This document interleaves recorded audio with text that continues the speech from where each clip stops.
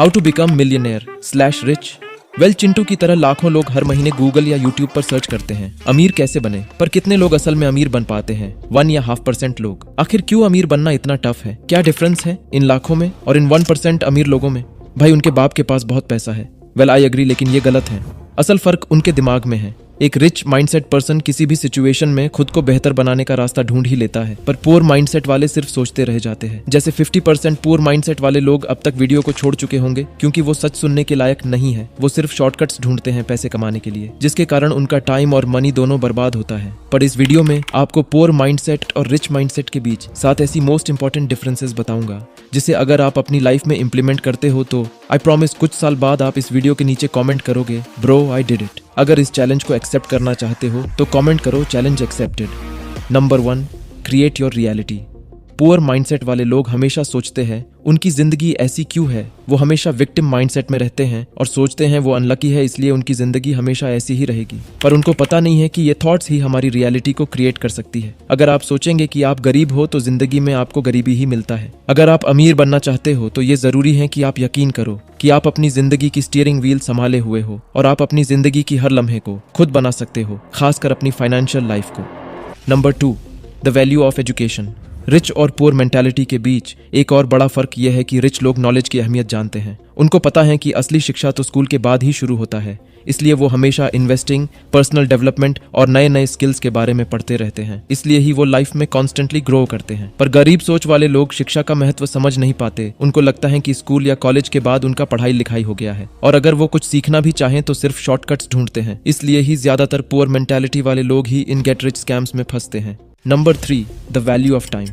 Education की तरह ही गरीब लोग समय का भी कदर नहीं करते हैं। उनको समय का असली महत्व नहीं पता है, इसलिए ज्यादातर लोग अपनी पूरी जिंदगी 9 to 5 की नौकरी करने के बाद भी कुछ और एक्स्ट्रा पैसे कमाने के लिए ओवरटाइम करते हैं। हाँ, इसमें कुछ गलत नहीं है, पर हमें ये समझना होगा समय लिमिटेड होता है। आपके पास सिर्फ 24 घंटे होते हैं, इसीलिए अगर आप घंटे को पैसे के बदले बेचते हैं तो आपकी कमाई भी सीमित रहती है। पर अमीर लोग जानते हैं कि समय ही जिंदगी में सबसे कीमती चीज है, इसलिए वो समय को पैसे के बदले नहीं बेचते, बल्कि उन्हें समय बेचने से कई ज्यादा कीमत मिलता है उस वैल्यू के लिए जो वो दूसरों को देते हैं। मतलब उन्हें पैसे मिलते हैं उनकी प्रोडक्ट, सर्विस या स्किल्स के लिए, जिससे वो दूसरों के लाइफ में एक वैल्यू क्रिएट करते हैं। इसीलिए सोचिए, पैसे के बदले समय की बजाय वैल्यू बेचने का। सोचिए कि आप दूसरों के लिए किस प्रकार की वैल्यू क्रिएट कर सकते हैं, और आप जितना बड़ा वैल्यू क्रिएट कर पाएंगे आपको उतना ही ज्यादा कीमत मिलेगा, जो 9 to 5 के जॉब से बहुत ज्यादा होगा।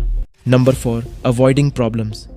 अमीर बनने का रास्ता आसान नहीं है। ये एक सफर है जो मुश्किलों और रुकावटों से भरा होता है। इसलिए जो भी सफल बनना चाहता है उसे इस कठिनाइयों से भरे रास्ते को पार करना ही होगा। पर ज्यादातर लोग इसे नहीं चुनते, वो चुनौतियों को पसंद नहीं करते। यहाँ एक बड़ा अंतर है अमीर और गरीब लोगों के बीच। अमीर लोग अपनी मुश्किलों से बड़े होते हैं, जबकि गरीब लोग उनसे छोटे होते हैं। मतलब गरीब लोग मुश्किलों से बचने की कोशिश करते हैं, वो चुनौतियों से दूर भागते हैं। पर अजीब बात यह है कि चुनौतियों से बचने की कोशिश में ही उनकी सबसे बड़ी समस्या होती है। वो हमेशा बिल्कुल थके हारे और दुखी रहते हैं। सुनो, सफलता का राज ये नहीं है कि आप मुश्किलों से बचने की कोशिश करें या कैसे उन्हें कम करें। राज ये है कि आप खुद को बड़ा बनाएं, इतना बड़ा बन जाए कि किसी भी चुनौती से ऊपर उठ सकें।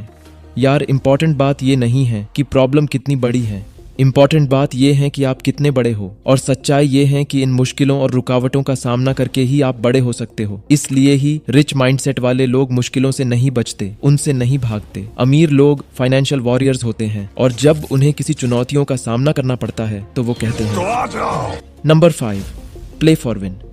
मैं एक सवाल पूछता हूँ, अगर आप किसी स्पोर्ट्स में खेलते हुए सिर्फ खुद को बचाने के बारे में सोचते हो तो क्या आप उस खेल को जीत पाओगे? ज्यादातर लोग सहमत होंगे कि चांसेस बहुत कम हैं, या फिर आप हार जाओगे।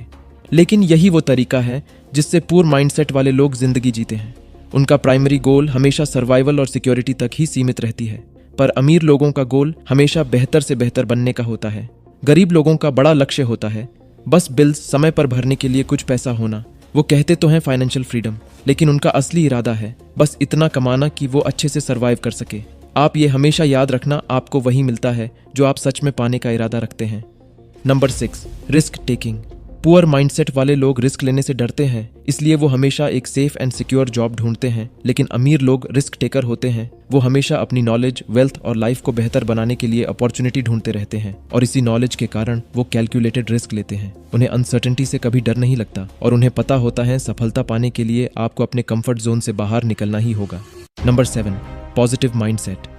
रिच माइंडसेट वाले लोग हमेशा पॉजिटिव और ऑप्टिमिस्टिक होते हैं। उन्हें अपने लक्ष्य पर यकीन होता है। उनको पता है कि नेगेटिविटी आपको नीचे ले जाती है और सक्सेस को रोकती है। पर पुअर माइंडसेट वाले लोगों का दिमाग नेगेटिविटी से भरा होता है। हर वक्त वो कहते हैं कुछ गलत हो सकता है, ये आइडिया काम नहीं करेगा, ये नहीं होगा। लेकिन अमीर लोग अपने जीवन को बनाने का जिम्मेदारी लेते हैं और उनका माइंडसेट होता है कि ये काम करेगा, ये जरूर होगा, क्योंकि मैं कभी हार नहीं मानता।